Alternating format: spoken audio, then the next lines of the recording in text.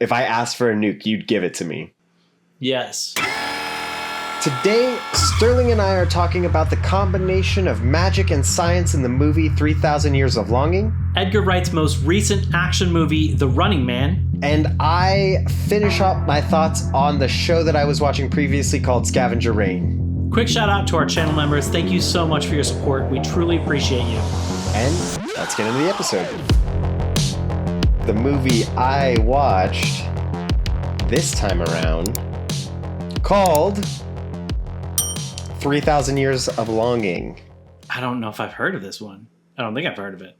You may have heard of it. I think it's a relatively newish movie, like within the last 3 years. Okay.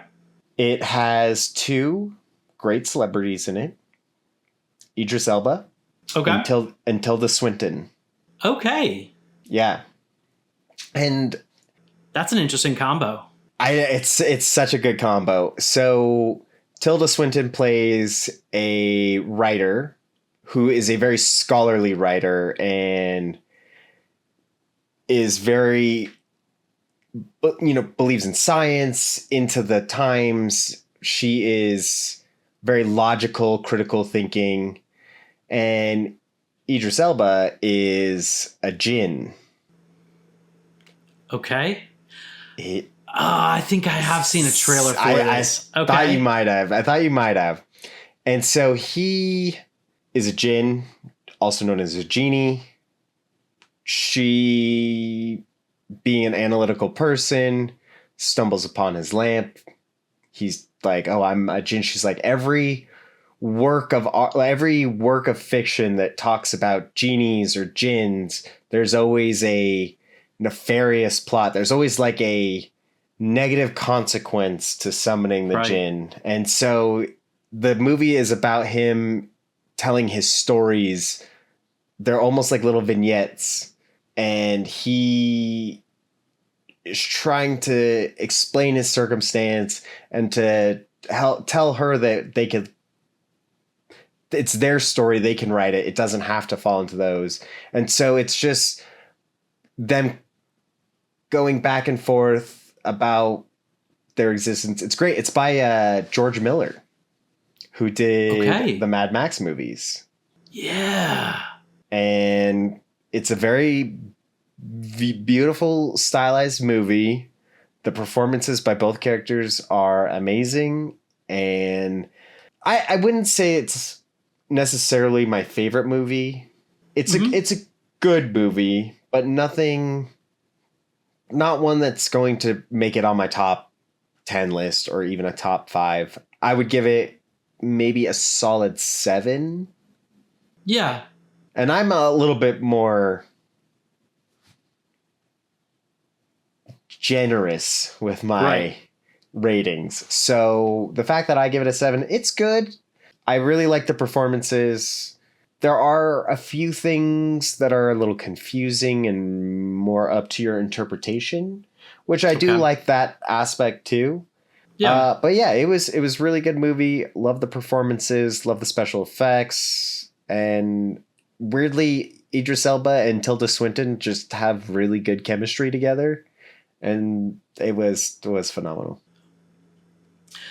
I like that. I think George Miller is somebody who makes movies that I enjoy watching. And I think that I don't know what he's made other than like the Mad Max movies. And those haven't been super thinky movies, but at the same time, they're also not mindless, like popcorn drivel, like the Fast and the Furious, so they live somewhere in between where I think they are well written. I think he creates really interesting worlds, at least with like the Mad Max ones. He's got a beautiful eye for making things that can really pop and telling kind of interesting, engaging stories. So I could see the fact that may not be like a top movie for you, but I am interested in seeing that. I remember seeing those trailers. And I definitely love George Miller. And I think the story is very compelling. It's a good story, well written. He does create this other world, even though it's like our world, there is some fantastical elements to it. I mean, it's about Jin, so of course Right. there has to be a little bit of weird, but even in some of the flashback scenes and things they talk about, there's maybe creatures that exist that don't exist in our world. And it's very fantastical, this story. And I think more of why I give it a lower rating is I don't think I was expecting these vignette stories. Okay. And I wanted more of Tilda Swinton and Idris Elba. So there's a lot of, when in these vignettes, it's a lot of things that happened a long time ago. So you don't get their dynamic as much. And they're the main characters, but also not the main characters, if that makes sense. But yeah, I do like the movie. I think it is good. Okay. So this week I'm in a bit of a similar bind where I have something that was good, very much enjoyed it, definitely didn't blow me away. And I think similarly, where it is from somebody who I very much enjoy watching their works. And this one didn't quite hit as well as some of his best ones. Still very good movie. I am recommending it as something, that is worth checking out. But I watched The Running Man, directed by Edgar Wright. Edgar Wright. Yes, absolutely. Starring Glenn Powell. And I think I'll start with like the issues with it. Please. My two biggest issues were that it tackles it's in a dystopian world where things are so dire that people turn to these terrible TV shows, where they can make money off of them, where they're exploited on the TV shows. And the most the one that like exploits you the most is a show called The Running Man, where if you can survive, it's something like 30 days without being killed while pretty much everybody in the country is after you, and they have 4 trained killers that are after you, then you can make a ton of money. And Glenn Powell, who is a good person, is in a tough situation, and so he ends up going on to the show. And so I think it's got an interesting message living in this kind of dystopian world about corporations and greed and I think false narratives, class divisions. There are all of these interesting things that are, kind of touched on in this that I think are very relevant conversations with everything that's going on nowadays. But to me, it feels like it doesn't quite, it kind of tackles those subjects with kid gloves. And I think doesn't really get into it too sharply. It just kind of exists in that world. And then, which would be perfectly fine if we got to fall back on what really excited me about, which is it's an Edgar Wright film. Sure. We should have some amazing action sequences, and it'll just be a really fun action movie that just kind of lives in this world but doesn't get too deep into it. But unfortunately, it didn't quite hit as much for an Edgar Wright film as I would have wanted. It didn't have quite as many of those great kind of like action sequences that he really knows how to deliver on. Sure. And all of this makes it sound like I am saying that it was a bad movie, and by no means was it. I would give this one a 7 out of 10. I was very happy to watch it, and I think if I kind of went in there with slightly lowered expectations, I could have had an even better time with it. But I was pulled in by this kind of story and some of the topics that they were getting into, and I wanted more of that, but it didn't quite get it. And then, I was like, okay, it's fine. I'll get, plenty of like the Edgar Wright stuff, and didn't quite get that. And so I think I was hoping for some things that I didn't quite get from it. And I think that's where the disappointment was. But there are phenomenal performances in this. Michael Cera has an amazing bit in this. There is great action. There are great moments. It was a lot of fun. It just didn't quite rise to the top for me. Let me ask you this. So you said great performance and you pointed out Michael Cera. Yeah. What do you think of Glenn Powell as a... I know he's hot right now, but give me a moment. I'd have to look at what else he's been in because he hasn't... He was in Twisters. I didn't actually watch that one. I saw Twisters. He was in Anyone But You, I think. Something like that. I didn't watch Top Gun Maverick. Yep. Here's my 2 cents. I think Glenn Powell is a good-looking dude. He's got lead character aura. Mm-hmm.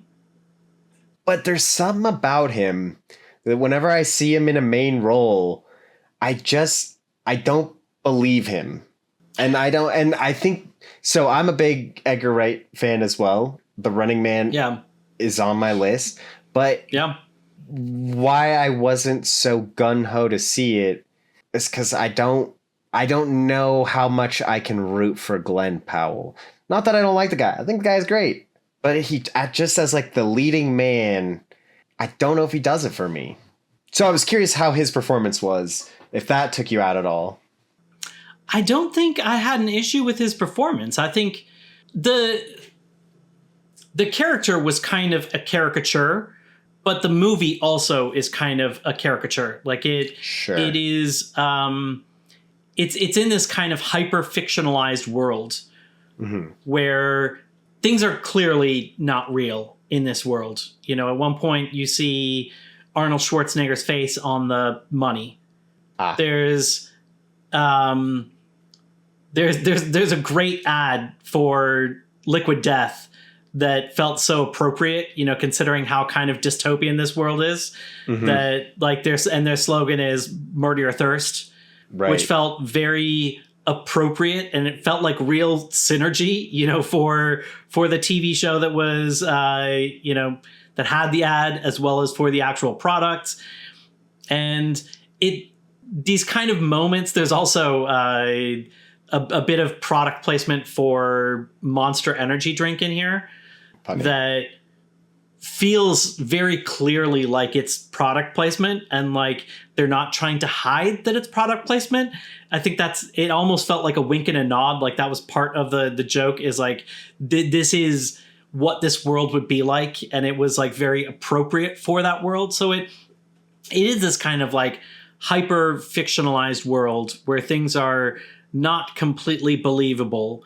It's towing that line with that kind of wink and a nod. And I think that Glenn Powell's character is like that. And so, you know, I don't think the fact that he's a little bit of a caricature, I don't think is an issue with his performance. I think that is the way that the character is written. And I think he did a fine job in the role. All right, he gets passed then. Yeah, so I didn't have an issue with him. One of the things I did have, and obviously I can't really get into this, one of the things I had an issue with is this category, you know, like dystopian futures. The ending is not something that I would want from this category. So I think that I'll leave it at that because I don't necessarily, I don't want to ruin it, but like there are certain things that when I am living in this world, that I'm watching something from this world that I kind of want to see from this world. And that ending didn't quite gel for me. And from what I understand, it diverges from the book ending. And what I read about the book ending is much more of what I would want the end to be. Was there a Running Man movie before too? Did it have with Arnold Schwarzenegger? I was going to say with Arnold Schwarzenegger, right? Yeah. That's okay. That's funny. Yeah, so it's I'm curious a how that one remake of a ended. movie that was based off of Off a a book. Stephen King book. Gotcha. Now, did you also, speaking of Edgar Wright, did you see Last Night in Soho? No, I haven't. That one's on See, my I haven't list. seen that one either, and it's got our boy Matt Smith in it, and I feel like that movie also. So when Edgar Wright came out with like Baby Driver and Shaun of the Dead, Hot Fuzz, End of the World, like all of those movies, they were like notable in the zeitgeist, and I feel that Last Night in Soho went under the radar, and Running Man had a lot of marketing for it, but also went under the radar. So I'm curious if Last Night in Soho is any good. It not that this necessarily matters, but it's at least rated better on IMDb than The Running Man. I'll take that. So, but I mean, his movies are. He's not one of the directors for me that is I'll blindly see no matter what. Sure. Because not all of his movies are perfect tens or eights nines for me. He does have ones that don't quite hit for me. He's somebody who has great style, great scripts. He's got great actors in his movies. I think when they hit, they are so good. Yeah. And they can have like such a life that other movies don't have, and like such a fun style, but they don't always get there. Sure. What movies off the top of your head are you not a fan of Edgar Wright's? I wasn't blown away by The World's End. Yeah, that one is probably a little lackluster out of all of them. I love Scott Pilgrim versus the World. That's a great movie. I very much enjoyed that. So I guess for me it would be Running World's Man End. And World's End. Just Okay. didn't quite hit for me. That's totally reasonable. I think that's probably where I'm at on his films. Those are I haven't seen Running Man, so I don't know. But World's End is probably my least favorite of his. Also, Yeah. to come back to a couple episodes ago, I did finish Scavengers Reign. Yes. And how did it finish for you? Phenomenal. That show is really well done. I really enjoyed the ending. And so for anybody who didn't see this one is an animated film on HBO. Animated show. Animated show on HBO. And unfortunately was canceled after the first season. Correct. So I don't think it found its audience, and which is really sad because I think it has a lot to say in its show about, it has so much to say about just biology, how things coexist with each other, things that are just trying to survive, being in circumstances with people that you would never find yourself in a circumstance with, and the character of those people, of like how they would interact with each other. And the finale was phenomenal. And I had originally theorized that this could have a nice complete ending and that another season could take us somewhere else. And how this ended was not how I expected. And if there was a second season, you would have followed the same characters. And I'm assuming. And it was a big cliffhanger?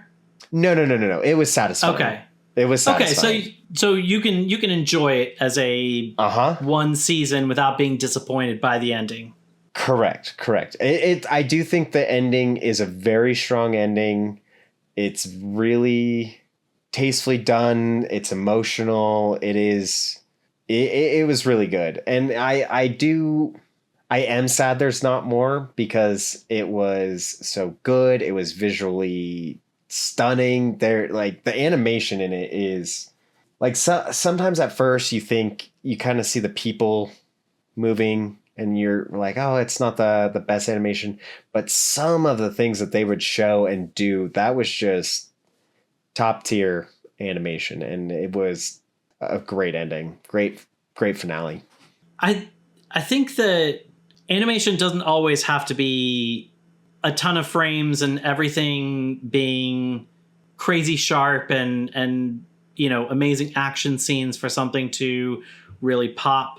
Like, I watched Flow. You can see it in one of our previous videos. I talked about that one.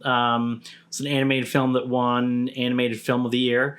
And at first, the animation style actually looked pretty basic. It didn't have, it dealt with a lot of animals, but it had so little detail that, like, some animation will have like every hair on something when it's 3D animated, and this one had absolutely no hairs, and yet it got right what it needed to get right, and so very quickly you melt into it, and it doesn't matter that it chose the style it did, because it did well with it, Mm-hmm. So I can see that, where there can be unique styles, and you don't always have to do the overly hyper realistic or animate on as many frames as possible. Like, there are different ways to make great animation.